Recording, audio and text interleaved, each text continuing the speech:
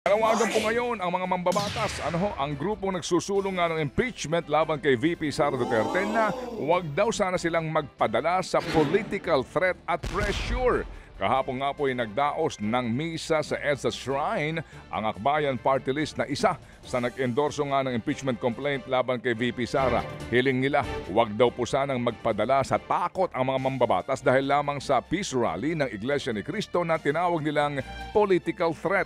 Matatandaan pong idinaos noong Lunes ang rally para suportahan ang panawagan ni Pangulong Marcos Jr. na huwag isulong ang impeachment laban sa bise.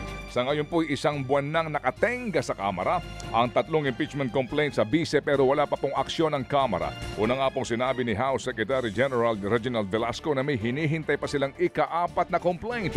Pero para po sa ilang mambabatas, gahol na sa oras at mainam na ituloy na lamang daw ang naturang impeachment complaint sa susunod na Kongreso. Samantala, malaya naman daw tumakbo si Vice President Sara Duterte sa pagkapangulo sa susunod na 2028 presidential elections.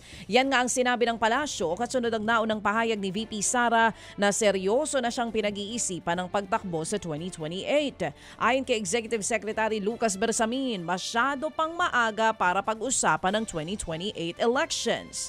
Pero na kay VP Sara na raw kung gusto niya talagang tumakbo. Hindi pa direktang sinasabi ng Vice Presidente na target niya ang pagtakbo sa pagkapangulo pero isa siya sa matutunog na posibleng maging kandidato. Maharap po naman sa 62 mga bilang o counts ng kasong money laundering si dating Bamban Tarlac Mayor Alice Guo kaugnay po sa illegal na operasyon ng Baofu Compound.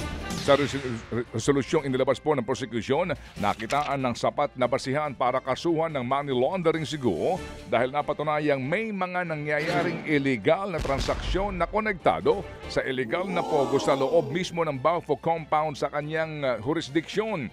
Base nga po sa mga nakuhang ebidensya, hindi raw po maikakaila ni Mayor na sangkot siya sa lahat ng transaksyong ito. Bukod kay Guo, 30 mga tao din ang pinangalan ng respondent sa naturang mga kaso. Muli namang nagdaos ng bilateral consultation meeting ang Pilipinas at ang China para pahupain ang tensyon sa West Philippine Sea.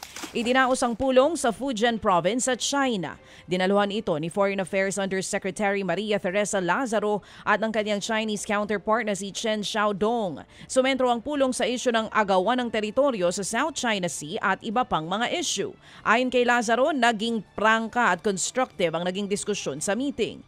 Ipinarating nila sa China ang pagkabahala ng Pilipinas sa mga bagong insidente sa South China Sea, partikular ang mga aktibidad ng China Coast Guard sa ating exclusive economic zones. Nagkasundo naman ng dalawang bansa na ipagpatuloy ang ginagawang rotation at reprovisioning o RORE missions ng Pilipinas sa Ayungin Shoal. Posible po daw na ang tawag dito ay mapahaba pa or mapalawig pa ng 4 na buwan ang termino ni PNP Chief General Romel Marbil na nakatakda po sana magretiro sa susunod na buwan.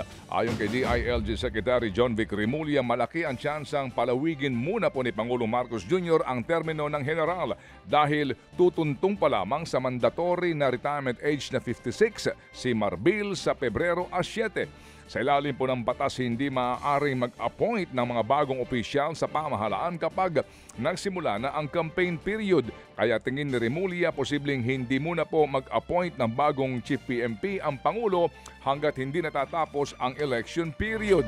April 2024 nang italaga bilang PNP Chief si Marbil na miyembro po ng Sambisi Class of 1991 ng Philippine Military Academy.